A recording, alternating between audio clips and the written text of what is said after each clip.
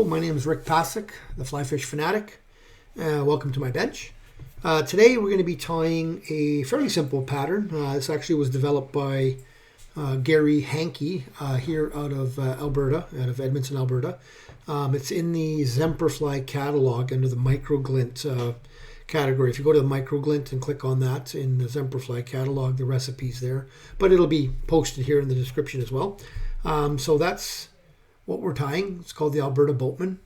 Like I said, it's a really simple pattern to tie, but it's super effective. So you can tie it with green legs, you can tie it with orange legs, you can tie it in with barred legs, you can tie it in greens and reds and oranges. There's all kinds of different things you can do. So today in the hook, in the vise today, I've got a Hens BL 599 in a size 10. This is just a glass bead, red. For the underbody, I'm going to do an underbody of an orange, fluorescent red or fluorescent orange. For two reasons. One, the microglint's not the cheapest stuff. So building up a body with it, it's a little bit of a waste of money. Second of all, I mean, if you do nick the glint on the tip of the hook or whatever, it can fray. So it's just easier to build up, attach the legs and build up and stuff like that with the regular thread. And then for the body itself, I'll be using the medium olive microglint. And then for the legs, just some rubber legs, silly legs. Today I've got orange. I ran out of the chartreuse, which is my favorite. I find that it works the best. The orange, the chartreuse green. So let's get started. So you're just gonna attach your thread like normal.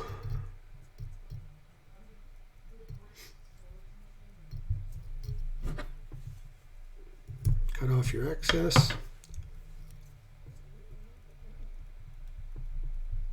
Not that big of a deal if you don't have touching wraps there, but now it will, because I want to actually leave a little bit. I'm going to go down around the corner a bit, and I want to leave this butt, orange butt, exposed, because I want it as a little bit of a hot spot. So I'm just going to go all the way back up. And like I said, I'm using the thread as to build up as well, right? So I'm going to go all the way back down again. One more time.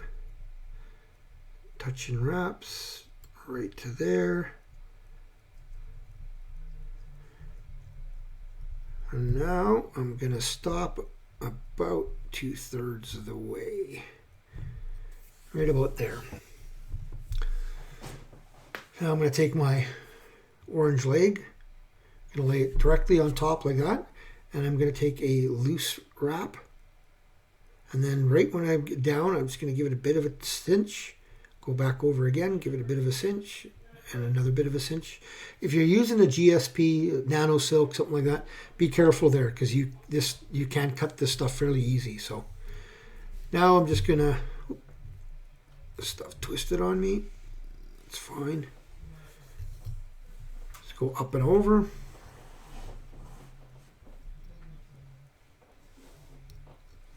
I'm going to catch this other leg. There we go.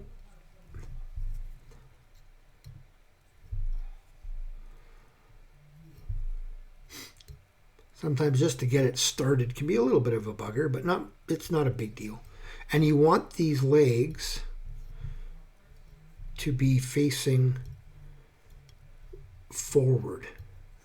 You see how they're both swung back right now? I don't want that. I want them to end up either straight or forward. So that's something I can just do by manipulating the thread. I just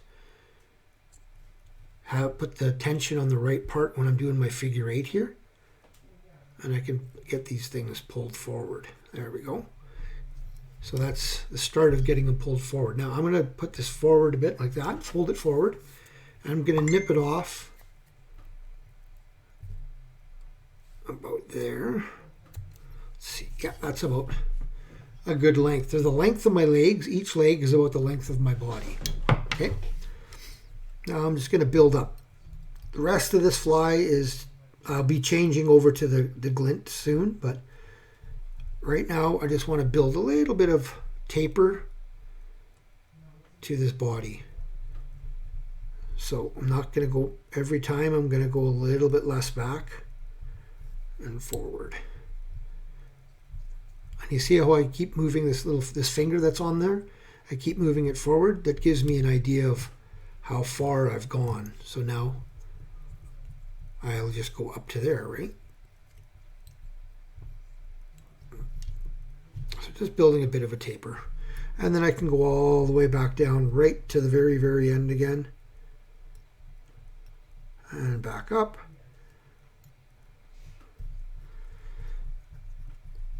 And then I'm going to figure 8 there. Figure 8 there. I'm going to swing these legs back a bit because I'm going to build up a bunch in the front of this. In front of the legs, behind the eye, behind the bead. Like I said, I'm just building up some bulk here, just so I don't have to use so much of the glitter thread. And this Zemperfly glitter thread is, in my opinion, better than any of the other glitter threads that are on the market. It doesn't fray quite as easily, but it still does. So you have to be careful with the stuff. You can't force it. So there, that's good enough. I'm just going to take my whip finishing tool, 3/4 turn whip finish right behind the bead.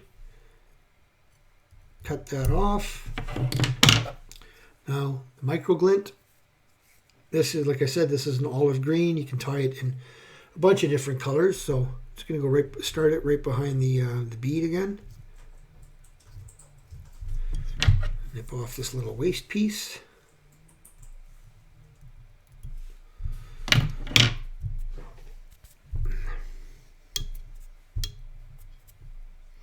Fold these legs back a bit.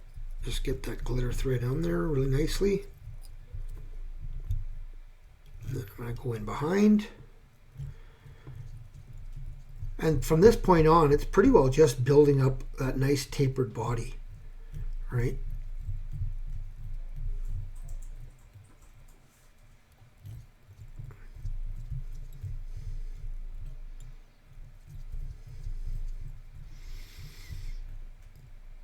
Back over and over, fold those back, get in front,